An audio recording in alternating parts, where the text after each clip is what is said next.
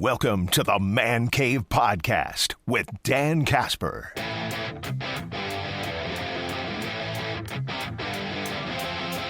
Talking about the Brewers trade, Isaac Collins, Nick Mears, and I am going to mispronounce the guy's name until I get it more in my mind. I know it's not Angel Serpa.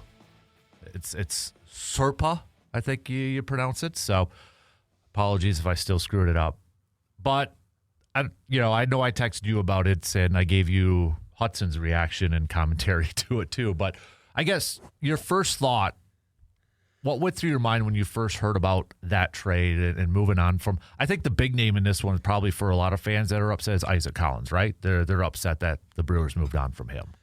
My first thought was the Brewers must really want this relief pitcher. Yeah. We kind of texted a little bit about it, and I said kind of ultimately my belief or my feeling was if the Brewers identified this player as someone they wanted to go get, in this situation with it being a pitcher, I trust that judgment because there's a pretty good track record of them over the year kind of finding, pitchers especially that have like very interesting traits that they can maybe kind of improve upon. I mean, they were able to do it with Trevor McGill just coming off the waiver wire, and he's become a high level closer. I mean, there's so many others, Jack Stern, who's appeared on your show here before, kind of had a really basically kind of the really good breakdown of why the Brewers would be interested in this, and that Serpa really, I mean, he gets a ton of ground balls. Like he was in like the top echelon in the majors as far as pitchers that get ground balls. When you're pitching to a defense the caliber of the Brewers, obviously that makes sense as far as run prevention goes. Yeah, it just kind of makes sense. You put if someone puts balls in play and you got really good defenders behind you, that's probably going to bode well. I think he's 26. Yeah. So he's still, I mean, got a couple years of control too. Yeah, and I mean, and that's another thing too. He's under control for I think it was like 3 more years or something like that. So. Being able to add a lefty arm that they believe has some untapped potential and someone that could possibly maybe throw some higher leverage innings for him depending on how things work out here.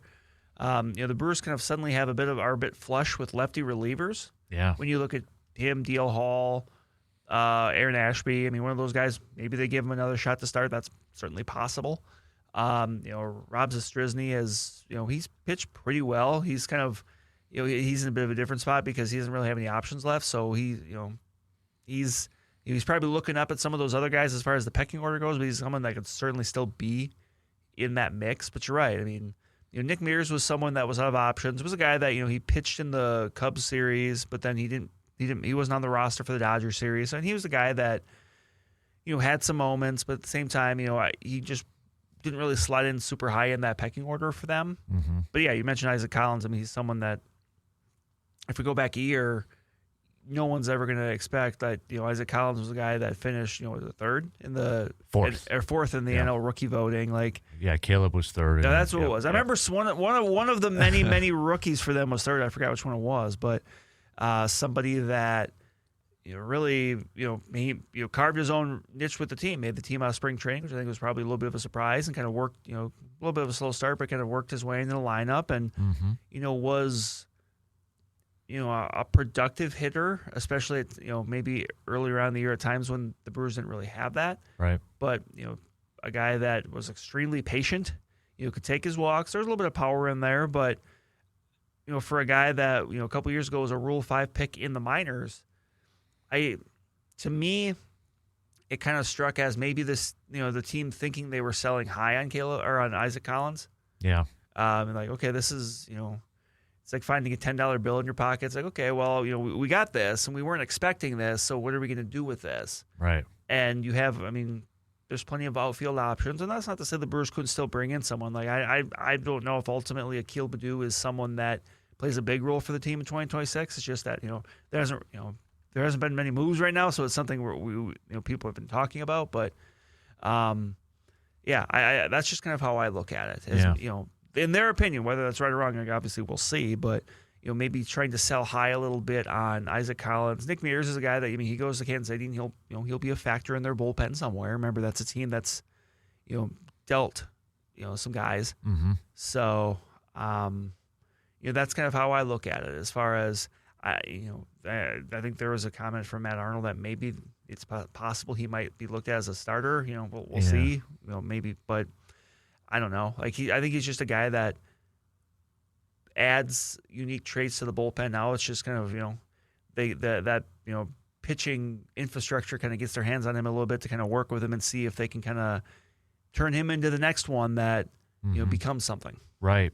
Yeah, and I think I don't know your thoughts too. It's like the comparison I almost thought too was like, with Ted Thompson, the Packers will always move on from a player a year too early instead of a year too late sort of thing. Right. And then I look at it too, it's like you mentioned you trust the Brewers when it comes to, especially Chris Hook, right? Right. When you bring in a pitcher and they get to work with Chris Hook. Right. I mean, I've even had this conversation with my friends, and we've said, like, there's few things I trust more than the Brewers to try to, when they acquire a pitcher, to kind of try to get a little bit more out of them. Right. Like, that's just, trying to think of an example elsewise of, just another sport where, a position like that where it's just like, okay, well, it doesn't always work. I mean, there's certainly pitchers they've acquired where it hasn't worked, but like, you can see the interesting traits there. And, you don't know. Like, right. I mean, there's so many tweaks you can make for somebody to kind of turn them into interesting to, like, very good. Yeah. And that'll just be, something. And right now, there really hasn't been much movement. So, like, it's just something we're going to be kind of looking at. And, once we get to February, we'll see if this is, one of the bigger moves they've made, or if, it was just kind of a move that we kind of forget about for a little bit. Do you, and I stole this quote from you when we were talking about it earlier in the week too, but I've heard you reference this a few times. It's a good move if it's not the only move, or I hope this isn't the only move. Right, Would you agree with that kind of sentiment? Yep. I mean, if we get to, and I think there will be more in the ways of, maybe a more high-profile trade, whether that's Freddie Peralta, whether that's Trevor McGill, or, it's the Brewers. I mean, they could make a deal for someone we weren't expecting. Yeah. But you're right. I mean, it's funny that I'm saying you're right to something I said. But no, I would agree. If we get to February and when everyone's putting together the little off-season recaps and it says, like, significant, additions, and it's like Bailey Serpa and Akil Baddoo, then we're probably going to have some questions. Right. Yeah, exactly. So, when you look at the rest of, the Major League Baseball landscape and such, and you see some of the moves kind of being made in that, I mean, I know it's kind of quieted down a little bit to an extent, but, I don't know your thoughts, the latest on Freddie Peralta, but I feel like the more it's getting talked about and the more he's out, or these rumors are out there, I almost get the sense it's going to happen now. It could. I mean, when you see, and no disrespect to him, but when you see Adrian Hauser getting $22 million from the Giants, and Adrian Hauser had a really nice bounce back year last year, but when you can pay Adrian Hauser $22 million on the free agent market, or you can pay Freddie Peralta $8 million for 1 year plus, whatever you're giving up, like, you can understand why there would be more teams in on that. And yeah, we'll see. I mean, it might get to the point where the Brewers say, look, this isn't something we were, looking to do, but, the offers we're getting, we have to think about this, because you kind of have I guess technically three routes, but two real routes you can take here, where you hold on to them, you go through 2026, he leaves, assuming he leaves, and you get a comp pick, and that would be in 2027. Or you trade him now for whatever. That's going to be, people that, chances are a player or two or whatever it is that, maybe someone that can help you this coming year. Right. And, that's, to me, like, I don't know, like, I'm trying to think of, like, what's the biggest possible realistic move the Brewers could do? I don't think it's going to be a free agent signing. I don't think they're going to throw $50, $60, $70 million, whatever, at somebody. Is it going to be, I think it would be a trade. It could be Freddie Peralta will come back there. Is this a situation where they package, say it's Freddie Peralta and a reliever? Maybe it's, there's been some hubbub about maybe Trevor McGill. Maybe it's Jared Koenig. Someone who was obviously someone they went to a lot last year, but we were mentioning about the lefties. And, maybe they just decide, hey, we're going to stick with Ashby, DL Hall. Now we got Bailey Serpa, three younger lefties. Jared Koenig, maybe he's just someone they try to, another person they try to cash in on when the value's higher. They package them together so another team is comfortable paying a little more because you're getting a starter and a reliever. Right. Is it someone else that we're not even thinking about? does this team dip into its prospect pool a little bit?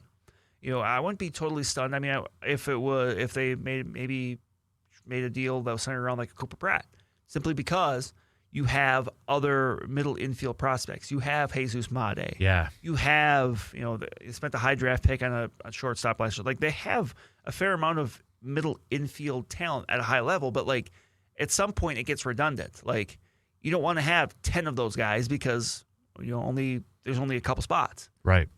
So is it, do they dip into that? I mean, which they kind of did. I mean, not to make it a spot on comparison, because that's not what I'm trying to do, but like with the Yelich trade, right? Right. They had it was Lewis Brinson. We kept hearing about Lewis Brinson. Yeah, he was a top 25, top 30 prospect, whatever that was. And then they really dipped into their prospect pool there. I mean, that trade is interesting because like none of those guys really ended up being anything that they traded. That's not always the case. Right.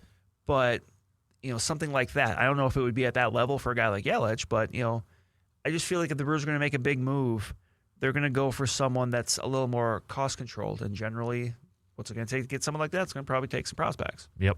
Yeah, I agree. So, still plenty of time left in the offseason. Oh, yeah. Right? That's the thing about baseball offseason. All of the other ones, it's such a bam, bam, bam. Mm-hmm. Within like the first 3 days of free agency, you pretty much kind of know what you have. I mean, you'll get that second wave in the NFL that comes through a little later on, but I mean, we joke about it all the time. 30 seconds into the quote-unquote tampering period, we'll see Adam Schefter tweets about, DeAndre Swift has agreed to this deal with the Bears. It's like, oh, wow, he did that in 30 seconds, huh? Yeah, yep. But, and in baseball, it's just so different. Yeah, yep, exactly.